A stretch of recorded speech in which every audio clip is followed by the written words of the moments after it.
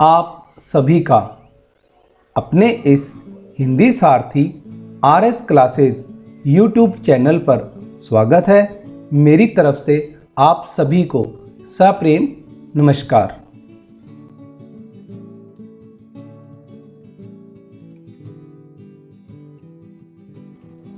Hello dear students, कैसे हो आप सब लोग। मैं आप सबकी बहुत ज़्यादा डिमांड पर आज आपके लिए लेकर आ रहा हूँ NCERT ज्योग्राफी क्लास 6 का फर्स्ट चैप्टर। यह वीडियो आपका किसी भी प्रकार का कोई भी exam, teacher eligibility test, UPSC या किसी भी स्टेट का PSC एग्ज़ाम जिसके अंदर आपको NCERT की बुक्स की हेल्प चाहिए होगी, तो मैं आपकी हेल्प करने के लिए आपके अपने YouTube चैनल हिंदी सारथी RS क्लासेस पर आपके लिए बहुत इजी वे से ज्योग्राफी के चैप्टर लेकर आ रहा हूँ। हमारा आज का चैप्टर है सौरमंडल में पृथ्वी। तो चलो चलते हैं सौरमंडल की यात्रा पर।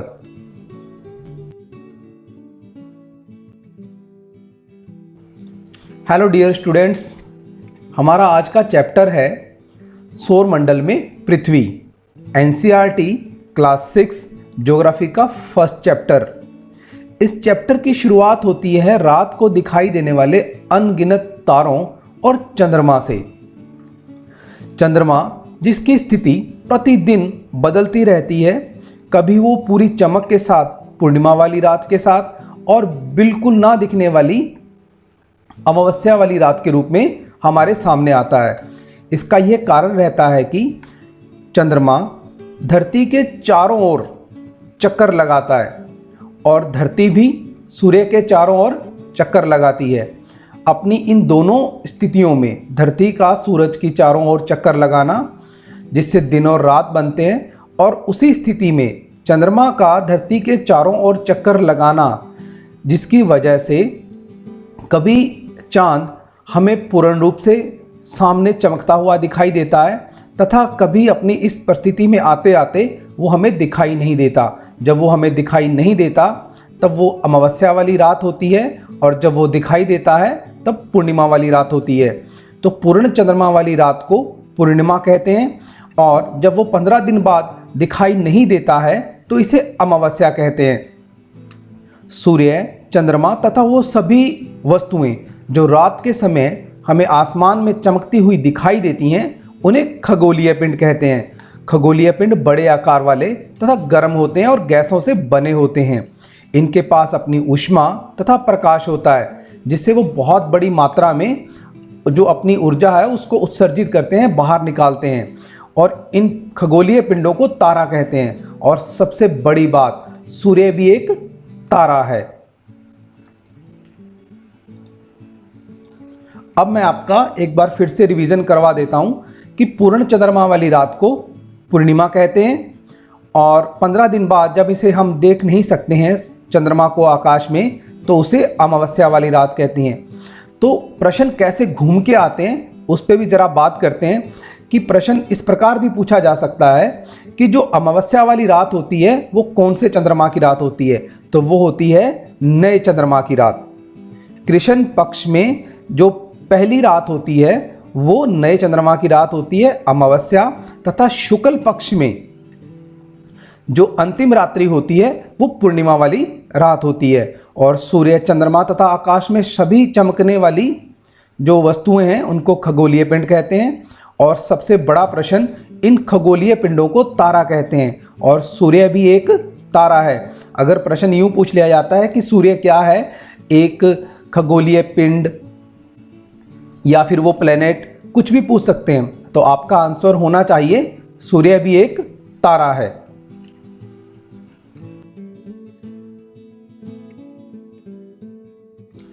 रात को चमकते हुए तारे भी सूर्य के समान ही होते हैं, लेकिन हम इनके प्रकाश और इनकी एनर्जी को इसलिए महसूस नहीं कर पाते हैं, इनकी ऊर्जा को इसलिए महसूस नहीं कर पाते हैं क्योंकि धरती से इनकी दूरी बहुत ज़्यादा अधिक है। अधिक दूरी होने के कारण हम इनकी एनर्जी और इनकी लाइट को इतना फील नहीं कर पाते हैं जितना हम सूर्य की एनर्जी को फील कर पाते हैं। उसके बाद जो इम्पोर्टेंट चीज़ है यहाँ पे वो ये है कि जो अलग अलग ग्रुप्स में, जो डिफरेंट ग्रुप्स में हमें ये स्टार हमें दिखाई देते हैं आकाश के अंदर, तो अगर हम इनको ध्यान से देखें और पॉइंट टू पॉइंट इनको जोड़ते हुए चलें तो ये वाले सारे के पॉइंट हमें एक बड़े भालू की तरह, बिग बियर की तरह दिखाई देते हैं। इनको सप्तऋषि, शब्द से अभिप्राय 7 और ऋषि से अभिप्राय संत होता है। ये 7 तारों का समूह है जो हमें आसमान में हमें दिखाई देता है। और अगर इन तारों की जो ग्रुप्स को जोड़ा जाए तो एक दूर शाइनिंग करता हुआ उत्तर दिशा में जो तारा दिखाई देता है उसको ध्रुव तारा कहते हैं। ध्रुव से अभिप्राय हमारी धरती पे 2 पोजीशंस हमने स्टडी के लिए बनी हुई हैं, उत्तरी ध्रुव और दक्षिणी ध्रुव, नॉर्थ पोल और साउथ पोल। तो जो उत्तरी दिशा में जो तारा है वो ध्रुव तारा है जो उत्तर दिशा को बताता है। बहुत पहले जब हमारे पास कोई भी दिशा सूचक यंत्र नहीं होता था तो हमारे पूर्वज जो उत्तर दिशा को जानने के लिए इस तारे की हेल्प लेते थे, तो ध्रुव तारे से बाकी दिशाओं का ज्ञान उन्हें हो जाता था। तो जो खगोलीय पिंड और जिनके पास अपना प्रकाश और ऊष्मा नहीं होती है वो दूसरे तारों के प्रकाश से प्रकाशित होते हैं। तो ऐसे जो पिंड होते हैं उनको ग्रह कहते हैं। ग्रह को इंग्लिश भाषा में प्लैनेट तथा ग्रीक भाषा के प्लेनेटाई शब्द से ये बना हुआ है, जिसका अर्थ होता है परिभ्रमक, अर्थात चारों ओर घूमने वाला। जिस प्रकार जो हमारी धरती है अपनी पोजीशन पे घूमती रहती है, तो इसीलिए ये इनको ग्रह कहा जाता है, प्लेनेटाई वर्ड से बना है परिभ्रमक। तो और एक बड़ी जो बात यहाँ पर ये है कि जिस प्रकार हम चंद्रमा को शाइनिंग करते हुए देखते हैं तो उसका रीज़न, इसका बड़ा रीज़न ये रहता है कि जो चंद्रमा है वो सनलाइट से चमकता है। सूर्य का प्रकाश जब उस पर पड़ता है तो वो हमें शाइनिंग करता हुआ दिखाई देता है, प्रकाशित होता हुआ दिखाई देता है। उसी प्रकार जब हम सैटेलाइट के द्वारा जो आर्टिफिशियल सैटेलाइट होते हैं जिसके साथ हम चंद्रमा पे या किसी भी दूसरे ग्रह पर जाते हैं तो वहाँ से हमें धरती भी उतनी ही शाइनिंग करती हुई दिखाई देती है जितना कि चंद्रमा। उसका ये कारण रहता है कि जब धरती पर सूर्य का प्रकाश, उसका लाइट उसकी पड़ती है तो वो भी शाइनिंग करती हुई दिखाई देती है। मैं एक बार फिर आपको इस स्पेस का रिवीजन करवा देता हूँ कि रात को जो चमकते हुए तारे हैं वो, उनकी एनर्जी हम इसलिए महसूस नहीं कर पाते हैं कि एक तो वो बहुत छोटे होते हैं और एक हमसे उनकी जो दूरी है वो बहुत ज़्यादा अधिक होने के कारण उनकी जो एनर्जी हम उनको उसको फील नहीं कर पाते हैं। और जो स्काई के अंदर ग्रुप्स बने होते हैं स्टार्स के, जो हम उनका स्टडी करते हैं, जिससे हम किसी भी दिशा की पोजीशन, उसकी स्थिति को ज्ञात करते हैं, तो उन्हें अर्सा बियर या बिग बियर कहा जाता है और स्मॉल बियर या सप्तऋषि भी उनके अन्य नाम हैं। और उत्तरी दिशा को बताने वाला जो मुख्य तारा है जिसे ध्रुव तारा कहा जाता है, और जो खगोलीय पिंड जिनके पास अपना प्रकाश और ऊष्मा नहीं होती है वो दूसरे तारों के प्रकाश से प्रकाशित होते हैं या चमकते हुए दिखाई देते हैं, उन पिंडों को ग्रह कहा जाता है। और जो ग्रह शब्द है वो इंग्लिश में उसको प्लैनेट, जो कि ग्रीक भाषा का वर्ड है प्लेनेटाई, जिसका अर्थ होता है परिभ्रमक, अर्थात चारों ओर घूमने वाला। जिस प्रकार से हमारी पृथ्वी घूमती रहती है और वो हमारा एक ग्रह है जिस पे हम रहते हैं, तो यह भी अपना जो सारा प्रकाश और जो ऊष्मा है वो अपने नज़दीकी तारे सूर्य से प्राप्त करती है। और धरती से बाहर जब हम चंद्रमा या किसी अन्य ग्रह से धरती को देखते हैं तो वो भी चंद्रमा की तरह चमकती हुई दिखाई देती है। तो जो प्रश्न बनते हैं कि धरती अगर दूसरे ग्रह से देखे तो वो कैसी दिखाई देगी, तो चमकती हुई दिखाई देगी। उसका कारण यह है कि उस पर जो उसका नज़दीकी तारा है हमारा सूर्य, वहाँ से वो प्रकाश लेती है और वो चमकती हुई दिखाई देती है। और उत्तरी जो दिशा है वो ध्रुव तारा बताता है। और जो हमें आकाश के अंदर जो ग्रुप्स बने हैं उनको जो नक्षत्र मंडल कहते हैं उसमें जो काफ़ी प्रसिद्ध है अर्शा बियर या बिग बियर या उसको सप्तऋषि कहा जाता है। और उसके बाद हैं कुछ रोचक तथ्य जो हम बहुत बड़ी शक्तिशाली दूरबीन के साथ, पावरफुल टेलीस्कोप के साथ जब आकाश को देखते हैं तो जो बृहस्पति, शनि तथा यूरेनस जो प्लेनेट हैं इनके चारों ओर छल्ले से दिखाई देते हैं, जो अलग अलग पदार्थों से अनकाउंटेबल, असंख्य जो पिंडों से बने होते हैं, वो जो पट्टियाँ होती हैं, वो जो छल्ले हैं, ये इन तीनों प्लेनेट के चारों ओर दिखाई देते हैं।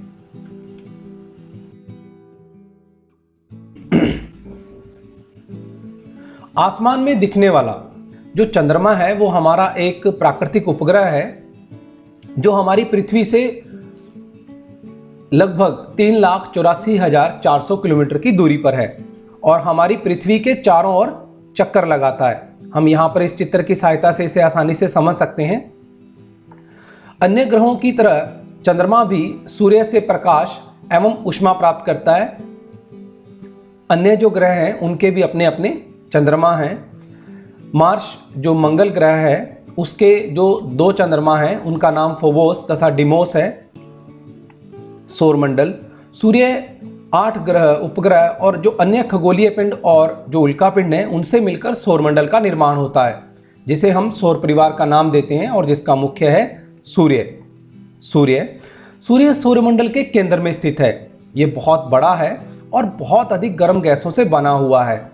इसके बहुत अधिक खिंचाव बल के कारण ही सौरमंडल में सारे ग्रह इसके चारों ओर चक्कर लगाते हैं और सूर्य हमारे सौरमंडल में जो हमें प्रकाश और ऊष्मा का हमारे पास एकमात्र स्रोत है और यह हमारी धरती का सबसे नज़दीक की तारा है। लेकिन हमारी धरती से सूर्य की दूरी है वो 15 करोड़ किलोमीटर है। ग्रह, हमारे सौरमंडल में 8 ग्रह हैं। सूर्य से दूरी के अनुसार वे हैं बुध, शुक्र, पृथ्वी, मंगल, बृहस्पति, शनि, यूरेनस तथा नेपच्यून।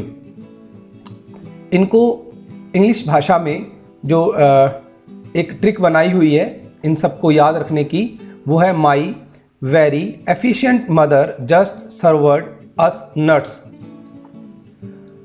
एम से मरकरी, वी से वीनस, ई से अर्थ, एम से मार्स, जे से जुपिटर, एस से सैटर्न, यू से यूरेनस और एन से नेपच्यून।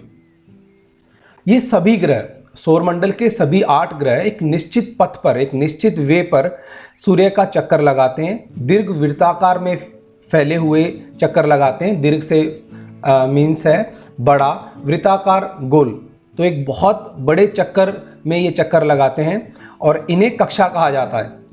और बुध सूर्य के सबसे नज़दीक का तारा है जिसको सूर्य के चारों ओर चक्कर लगाने में केवल 88 डेज लगते हैं। और शुक्र जो पृथ्वी का जुड़वां ग्रह माना जाता है क्योंकि इसकी जो शेप है, इसका जो आकार है वो बिल्कुल धरती के समान ही है। और 2006 तक प्लूटो को भी सौरमंडल का एक ग्रह माना जाता था, परंतु अंतर्राष्ट्रीय संगठन ने अपनी बैठक अगस्त 2006 में यह निर्णय लिया कि जो अन्य खगोलीय पिंड है जिनकी अभी खोज हुई है, जो है 2003 यूबी 313, सिरस और तथा प्लेटो, इनको बोने ग्रह की श्रेणी में रखा जाएगा।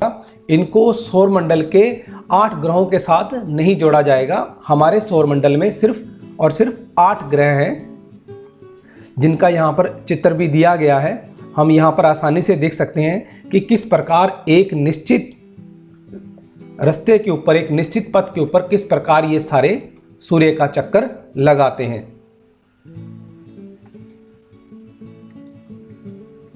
एक बार फिर हम इस पेज का रिवाइज कर लेते हैं। आसमान में दिखने वाला चंद्रमा एक प्राकृतिक उपग्रह है जो हमारी धरती के चारों ओर चक्कर लगाता है। 27 दिन में अपना एक चक्कर पूरा करता है ये। सौरमंडल, सूर्य, 8 ग्रह, उपग्रह और जो अन्य खगोलीय पिंड, क्षुद्र ग्रह और उल्का पिंड हैं, वो मिलकर सौरमंडल का निर्माण करते हैं। सूर्य सौरमंडल के केंद्र में स्थित है और ये गर्म गैसों से बना हुआ है। बाईं तरफ हम चित्र से आसानी से समझ सकते हैं कि बहुत अधिक गर्म गैसों से बना हुआ है और निरंतर ऊर्जा उत्सर्जित करता रहता है। और ये हमारी धरती के सबसे नज़दीक का तारा है, लेकिन जो इसकी दूरी है वो 15 करोड़ किलोमीटर है।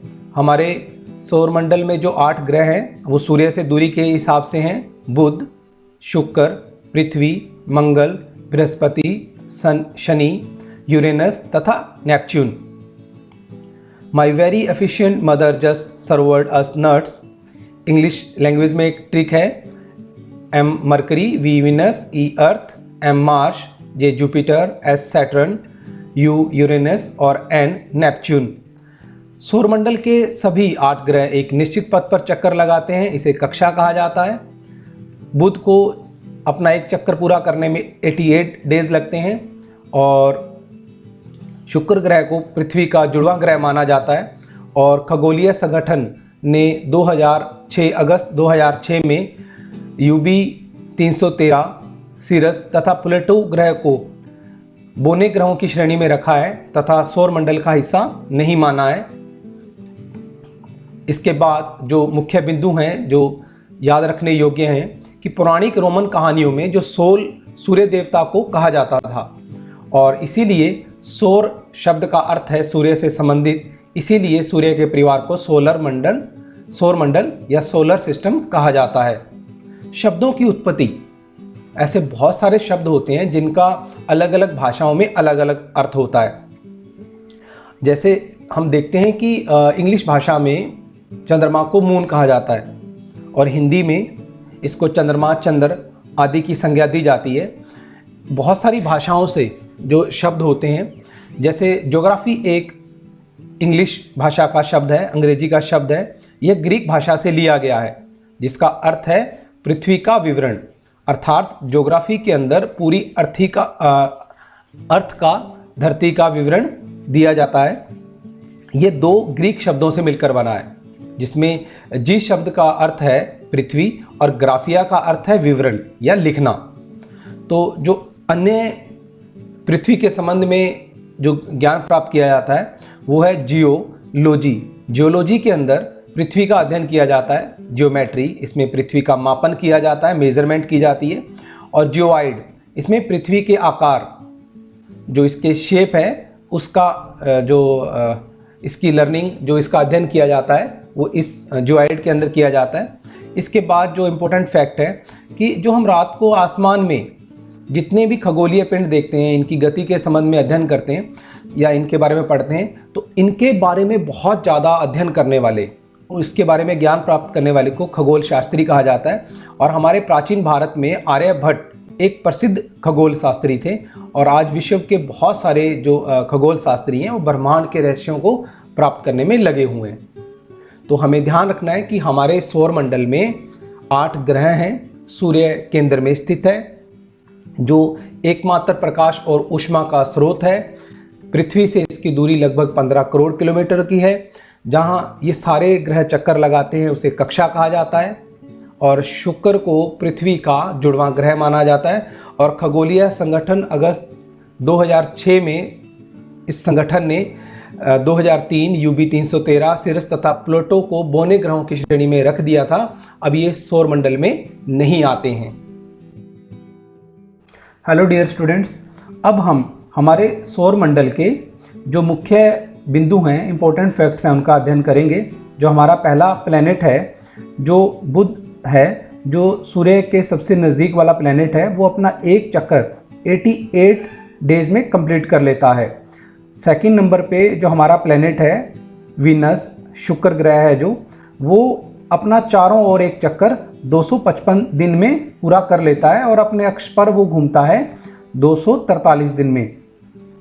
उसके बाद हमारा प्लैनेट तीसरा अर्थ, जिस पर हम रहते हैं, जिसका हमारा एक उपग्रह भी है चंद्रमा।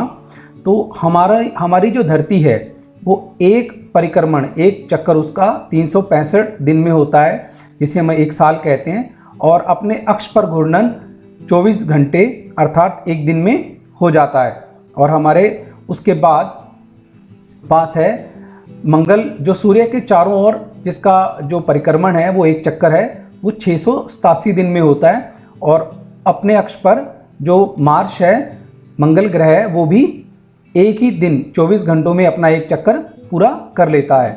उसके बाद 5वें नंबर पर बृहस्पति, जो कि सौर मंडल का सबसे बड़ा ग्रह है। ये चारों ओर एक चक्कर लगाने में 11 साल 11 महीने लगभग 12 साल इसको लगते हैं। और अपने अक्ष पर घूर्णन इसका होता है 9 घंटे 56 मिनट में। और जो जुपिटर बृहस्पति है, इसके पास अपने 16 चंद्रमा हैं, 16 उपग्रह हैं इसके पास। उसके बाद 6ठे नंबर पर शनि, सूर्य के चारों ओर एक परिक्रमण, एक चक्कर इनका पूरा होता है 29 साल और 5 महीने में। और अपने अक्ष पर इसका घूर्णन हो जाता है 10 घंटे 40 मिनट में। और इनके पास जो चंद्रमा की संख्या है वो 30 से अधिक है और इनके चारों ओर जो छल्ले बने रहते हैं वो छल्लों वाला ग्रह शनि ग्रह होता है। 7वें नंबर पर यूरेनस, सूर्य के चारों ओर इसका एक चक्कर 84 साल में जाकर पूरा होता है और अपने अक्ष पर घूमने के लिए इसे 17 घंटे 14 मिनट लगते हैं। और जो यूरेनस ग्रह है इसके पास लगभग 17 अपने उपग्रह हैं, चंद्रमा हैं। नेपच्यून हमारा सौरमंडल का 8वां ग्रह, सूर्य के चारों ओर एक चक्कर पूरा करने में 164 साल लगते हैं नेपच्यून को और अपने अक्ष पर जो घूर्णन है वो 16 घंटे और 7 मिनट में हो जाता है। और चंद्रमा की जो संख्या है वो 8 है। आंतरिक ग्रह वह ग्रह होते हैं जो सूर्य के बहुत अधिक नज़दीक हैं और जो कि चट्टानों से बने हैं। तो जो आंतरिक जो ग्रह हैं वो चट्टानों से बने होते हैं और बाह्य ग्रह जो सूर्य से बहुत दूर हैं तथा बहुत बड़े आकार के होते हैं, ये गैस और तरल पदार्थों से बने होते हैं। एक बार मुख्य बिंदुओं का हम चर्चा कर लेते हैं। जो हमारी धरती है वो चारों ओर चक्कर लगाती है सूर्य के 365 दिनों में और सबसे ज़्यादा जो चंद्रमा की संख्या है वो शनि के पास है और सबसे ज़्यादा जो समय लगता है नेपच्यून को लगता है चारों ओर चक्कर लगाने में 164 साल लग जाते हैं। और शनि एक ऐसा ग्रह है जिसके चारों ओर छल्ले बने हुए हैं। आंतरिक ग्रह जो सूर्य के बहुत अधिक नज़दीक होते हैं, चट्टानों से बने होते हैं, ये हैं बुध, शुक्र और पृथ्वी और मंगल। इसके बाद जो बाह्य ग्रह हैं बृहस्पति के बाद से लेके सभी, बृहस्पति, शनि, यूरेनस, नेपच्यून, ये सूर्य से बहुत अधिक दूर हैं और बहुत बड़े आकार के हैं। ये गैस और तरल पदार्थों से बने हुए हैं। सौरमंडल में अब हम पृथ्वी का अध्ययन करेंगे। सूर्य से दूरी के हिसाब से जो हमारी पृथ्वी है वो तीसरा ग्रह है और आकार में जो है वो 5वें नंबर पर हमारी धरती आती है। ये ध्रुवों के पास थोड़ी चपटी है। यही कारण है कि जो इसके आकार को भू आप कहा जाता है। भू आप से अभिप्राय पृथ्वी के समान आकार। जीवन के लिए जितनी भी अनुकूल परिस्थितियां होनी चाहिए वो केवल पृथ्वी पर पाई जाती हैं। वो इसलिए कि धरती ना तो अधिक गर्म है और ना ही अधिक ठंडी। यहाँ पर पानी एवं वायु उपस्थित है जो कि हमारे जीवन के लिए बहुत अधिक आवश्यक है। और वायु में जीवन के लिए आवश्यक गैसें जैसे ऑक्सीजन मौजूद है। इन्हीं कारणों से जो पृथ्वी है वो सौरमंडल का सबसे अद्भुत ग्रह है। और अंतरिक्ष से देखने पर पृथ्वी नीले रंग की दिखाई पड़ती है क्योंकि इसकी 2/3 सतह पानी से ढकी हुई है, इसीलिए इसे नीला ग्रह भी कहा जाता है। तो प्रश्न इसलिए पूछ लिया जाता है इस प्रकार से कि धरती का जो नीला रंग है वो किस कारण दिखाई पड़ता है। वो इसलिए कि 2/3 जो इसकी सतह है, जो इसकी भूमि है वो पानी से ढकी हुई है, इसी कारण धरती को नीला ग्रह भी कहा जाता है। तो सूर्य से दूरी के हिसाब से ये तीसरे नंबर पर है और आकार के हिसाब से 5वें नंबर पर। चंद्रमा जो कि हमारा एक प्राकृतिक उपग्रह है और इसका व्यास पृथ्वी के व्यास का केवल 1/4 है। ये इतना बड़ा इसलिए प्रतीत होता है क्योंकि जो हमारे अन्य ग्रह से, अन्य जो खगोलीय पिंड हैं उनसे सबसे ज़्यादा नज़दीक चंद्रमा है और हमारे से लगभग इसकी दूरी है 3,84,400 किलोमीटर। अब हम अपने आप धरती से सूर्य और चंद्रमा की दूरियों की जो तुलना है वो कर सकते हैं कि जो चंद्रमा है वो हमारे नज़दीक है और सूर्य वो हमसे अधिक दूरी पर है। अब हम इस पे इसका रिवीजन करेंगे कि सूर्य से अधिक जो दूरी है इसकी, उसके हिसाब से जो धरती है वो तीसरे नंबर पर है और आकार में 5वें नंबर पर। धरती ध्रुवों के पास चपटी होने के कारण इसे भूआब कहा जाता है। भूआब से अभिप्राय है पृथ्वी के समान आकार। और इस पर जीवन इसलिए संभव है क्योंकि ना तो अधिक गर्म है धरती और ना ही ठंडी। और यहाँ पर वायु में जो आवश्यक गैसें हैं वो ऑक्सीजन मौजूद हैं और यहाँ पर जल, जीवन आदि वो सब है जिसके कारण यहाँ पर जीवन संभव है। और नीले रंग दिखाई देने का कारण यह है कि 2/3 सतह जो इसकी पानी से ढकी हुई है। चंद्रमा जो कि हमारा एक प्राकृतिक उपग्रह है, इसका व्यास जो धरती के केवल 1/4 के समान है और चंद्रमा की दूरी हमसे लगभग है 3,84,400 किलोमीटर। उसके बाद जो मुख्य बिंदु जो हमें पता होना चाहिए, जो प्रकाश की गति है वो लगभग 3 लाख किलोमीटर प्रति सेकंड है। इसी गति के बावजूद जो सूर्य के प्रकाश को धरती पर पहुंचने में लगभग 8 मिनट लग जाते हैं। तो इम्पोर्टेंट प्रश्न रहता है ये कि जो प्रकाश की गति है वो क्या है, 3 लाख किलोमीटर प्रति सेकंड, और सूर्य के प्रकाश को धरती पर पहुंचने में कितना टाइम लगता है, वो है 8 मिनट का समय। और उसके बाद जो रोचक तथ्य हैं, नील आर्मस्ट्रॉन्ग पहले व्यक्ति थे जो 29 जुलाई 1969 को 29 जुलाई 1969 को सबसे पहले चंद्रमा की सतह पर उन्होंने कदम रखा था। वो पहले अंतरिक्ष यात्री थे, एस्ट्रोनॉट थे। और यहाँ पे ये प्रश्न पूछा गया है, क्या कोई भारतीय भी चंद्रमा पर गया है? बिल्कुल, राकेश शर्मा 1984 में चंद्रमा की सतह पर उतरे थे। और उसके बाद भारतीय मूल की जो एस्ट्रोनॉट अंतरिक्ष यात्री हैं, कल्पना चावला, वो भी अंतरिक्ष में जा चुके हैं। उपग्रह एक खगोलीय पिंड है जो ग्रहों के चारों ओर उसी प्रकार चक्कर लगाता है जिस प्रकार से ग्रह सूर्य के चारों ओर चक्कर लगाते हैं। तो जो ग्रह होते हैं वो सूर्य के चारों ओर चक्कर लगाते हैं, और उपग्रह वो खगोलीय पिंड होते हैं जो अपने ग्रह के ही चारों ओर चक्कर लगाते हैं। मानव निर्मित उपग्रह एक कृत्रिम जो पिंड होता है जिसे वैज्ञानिकों को द्वारा बनाया जाता है, जिसका उपयोग ब्रह्मांड को, जो स्पेस है उसको जानने के लिए किया जाता है। इसको रॉकेट के द्वारा अंतरिक्ष में भेजा जाता है और जो पृथ्वी की कक्षा में जाके स्थापित हो जाता है। भारत के द्वारा बहुत सारे उपग्रह अभी तक भेजे जा चुके हैं। इनमें इनसैट, आईआर्स, एडसैट, एजुसैट आदि फेमस हैं। पीएसएलवी, जीएसएलवी वो वाले उपकरण होते हैं जिनके द्वारा इनको अंतरिक्ष में भेजा जाता है। हम यहाँ पर जो सबसे नीचे चित्र बना हुआ है आसानी से देख सकते हैं कि एक सैटेलाइट किस प्रकार से धरती के चारों ओर चक्कर लगा रहा है।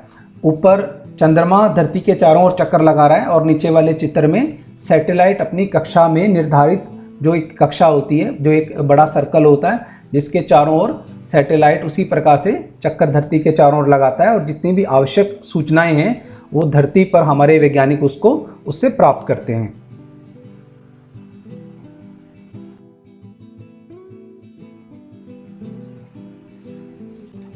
हमारे सोलर सिस्टम में अब हम धरती, चंद्रमा का अध्ययन इन चित्रों के माध्यम से करेंगे। धरती जिसे कि नीला ग्रह कहा जाता है वो इसलिए कि इसकी सतह पर 2/3 पानी है। इसके कारण इसका रंग नीला दिखाई पड़ता है अंतरिक्ष से, इसलिए इसे नीला ग्रह कहा जाता है। और धरती के सबसे नज़दीकी जो खगोलीय पिंड है वो है हमारा उपग्रह चंद्रमा, जिसकी दूरी चंद्रमा और धरती के बीच की जो दूरी है वो 3,84,400 किलोमीटर है। और ये हमारे चारों ओर चक्कर लगाता है। धरती जो सूर्य के चारों ओर चक्कर लगाती है और अपना एक चक्कर 365 दिन में पूरा कर लेती है और अपने अक्ष पर 24 घंटे में घूमती है।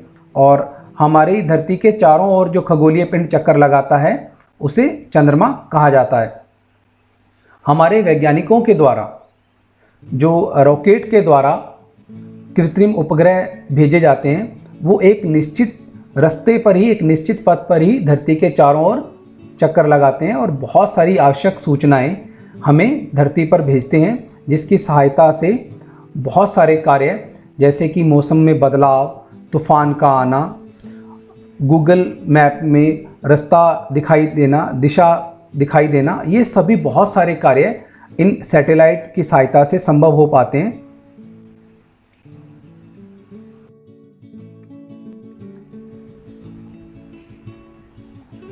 चंद्रमा का एक चक्कर धरती के ऊपर जो ये चारों ओर चक्कर लगाता है वो 27 दिन में पूरा होता है, और अपने अक्ष पर भी चंद्रमा 27 दिनों में ही एक चक्कर पूरा करता है। इसीलिए चंद्रमा का केवल हमें एक भाग ही दिखाई पड़ता है।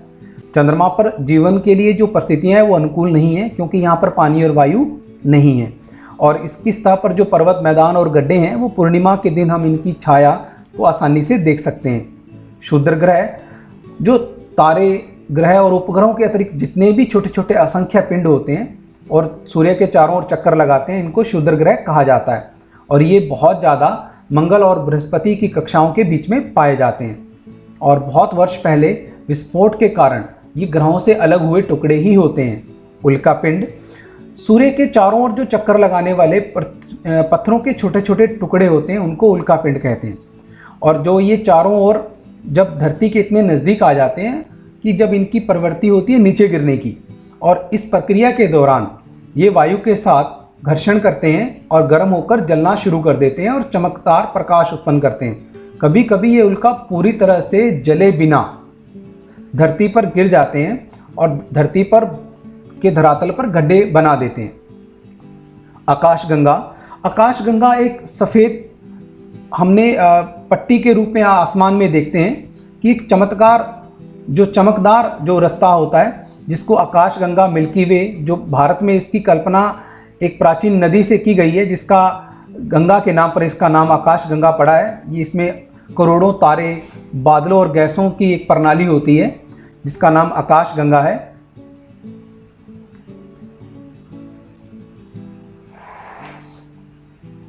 हम एक बार फिर इसका रिवीजन कर लेते हैं। चंद्रमा पृथ्वी का चक्कर 27 दिन में पूरा करता है और अपने अक्ष पर इतने ही दिनों में अपना चक्कर 27 दिनों में पूरा करता है। इसी के कारण धरती से हमें केवल चंद्रमा का एक भाग दिखाई देता है और चंद्रमा की जो स्थितियां हैं वहाँ पर जीवन संभव नहीं है क्योंकि वहाँ पर पानी और वायु दोनों ही नहीं है। क्षुद्र ग्रह होते हैं जो तारे, उपग्रह के अतिरिक्त जो छोटे छोटे पिंड होते हैं सूर्य के चारों ओर चक्कर लगाते हैं और मंगल और बृहस्पति की कक्षाओं में इनकी संख्या है वो बहुत ज़्यादा होती है और ये विस्फोट के कारण ग्रहों से टूटकर अलग हुए होते हैं। उल्कापिंड भी सूर्य के चारों ओर चक्कर लगाने वाले पत्थरों के छोटे छोटे टुकड़े होते हैं और जब धरती की कक्षा में ये प्रवेश करते हैं तो वायु के साथ इनका घर्षण होने के कारण ये जलना शुरू कर देते हैं और जब धरती पर ये गिरते हैं तो कभी कभी धरातल पर गड्ढे भी कर देते हैं। आकाशगंगा लाखों तारों का समूह होता है जिसे आकाशगंगा कहा जाता है और हमारा सौरमंडल भी आकाशगंगा का ही एक भाग है और प्राचीन भारत में इसकी कल्पना गंगा नदी से की गई है। ये करोड़ों तारों, बादलों और जो गंगाएं होती हैं वो मिलकर ब्रह्मांड का निर्माण करती हैं। ब्रह्मांड की जो विशालता है उसकी कल्पना करना बहुत मुश्किल है। बहुत सारे साइंटिस्ट, वैज्ञानिक इसके बारे में जितनी भी जानकारी है, नॉलेज है, वो इकट्ठी करने में लगे हुए हैं और इसके संबंध में बहुत सारी जानकारी भी अभी प्राप्त करना बाकी है और हम सभी ब्रह्मांड का ही हिस्सा हैं। तो हम इसे क्रम से यूँ देख सकते हैं कि हम धरती पर रहते हैं, उसके बाद हमारी पृथ्वी सौरमंडल का हिस्सा है जिसमें हमारे 8 ग्रह हैं और मुख्य में सूर्य है और हमारा सौरमंडल आकाशगंगा में और बहुत सारी आकाशगंगाएं मिलकर ब्रह्मांड का निर्माण करती हैं।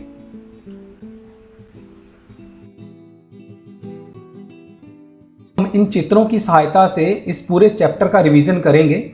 रात को दिखाई देने वाले जो छोटे छोटे साइज़ के हमें दिखाई देते हैं आसमान में जिनको तारे कहा जाता है, उसके बाद चंद्रमा, पूर्ण चमक वाली रात की पूर्णिमा वाली रात होती है और जब हमें ये दिखाई नहीं देता है तो वो अमावस्या वाली नए चांद की रात होती है।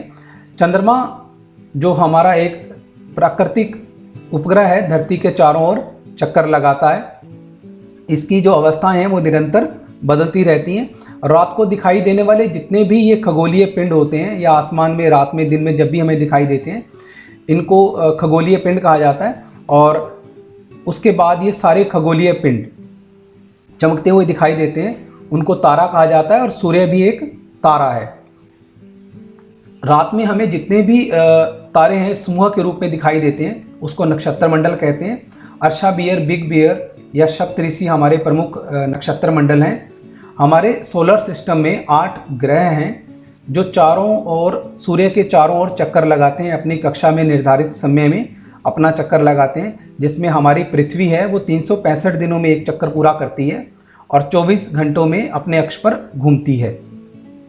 चंद्रमा हमारा जो कि एक प्राकृतिक उपग्रह है 27 दिन में एक चक्कर पूरा करता है और 27 दिन में ही अपने अक्ष पर एक चक्कर पूर्ण करता है। इसीलिए चंद्रमा की जो हमें उसका सिर्फ एक भाग ही हमें दिखाई देता है और चंद्रमा से हमारी धरती की दूरी 3,84,400 किलोमीटर है। उसके बाद हमारी धरती जो कि सूर्य के चारों ओर चक्कर लगाती है और उसका चक्कर लगाने में 365 दिन लगते हैं और अपने अक्ष पर धरती 24 घंटों में घूमती है और धरती के चारों ओर घूमने वाला जो खगोलीय पिंड है उसे चंद्रमा कहा जाता है। धरती, जिसे नीला ग्रह भी कहा जाता है, वो इसलिए कि धरती की सतह पर 2/3 पानी होने की वजह से अंतरिक्ष में इसका रंग नीला दिखाई पड़ता है। सैटेलाइट, हमारे वैज्ञानिकों के द्वारा जो कृत्रिम उपग्रह होते हैं जो रॉकेट की सहायता से अंतरिक्ष में भेजे जाते हैं और हमें विभिन्न प्रकार की महत्वपूर्ण सूचनाएं हमें प्रदान करते हैं, जिन्हें उपग्रह कहा जाता है, कृत्रिम उपग्रह कहा जाता है, क्षुद्र ग्रह। जितने भी उपग्रह, ग्रह और उसके अलावा छोटे छोटे पिंड होते हैं जो आसमान में तैरते रहते हैं, आकाश में, अंतरिक्ष में और सूर्य के चारों ओर चक्कर लगाते हैं, इनको क्षुद्र ग्रह कहा जाता है। और ये ग्रहों के ही टूटे हुए छोटे छोटे रूप होते हैं। उल्का जो इन क्षुद्र ग्रहों के अलावा और छोटे छोटे टुकड़े होते हैं और सूर्य के चारों ओर चक्कर लगाते हैं, इनको उल्का कहा जाता है। और जब ये उल्का पिंड जो धरती की कक्षा में प्रवेश करते हैं तो बहुत ज़्यादा वायु के घर्षण के साथ ये जलना शुरू कर देते हैं। और कुछ ऐसे भी होते हैं जो बिना जले धरती पर गिर जाते हैं उल्का पिंड, और धरती के धरातल पर बहुत बड़े बड़े गड्ढे कर देते हैं। और आकाश में फैली सफ़ेद रंग की जो पट्टी होती है, जिसको आकाश गंगा कहते हैं, हमारी आकाश गंगा का नाम मिल्की वे है, जो कि हमारी एक प्राचीन धरती के ऊपर जो नदी है उसके नाम पर इसकी कल्पना की गई है, आकाश गंगा। हम सबसे पहले पृथ्वी पर रहते हैं, उसके बाद हम सौरमंडल में, और सौरमंडल में आकाश गंगा और बहुत सारी आकाश गंगाएं मिलकर ब्रह्मांड का निर्माण करती हैं।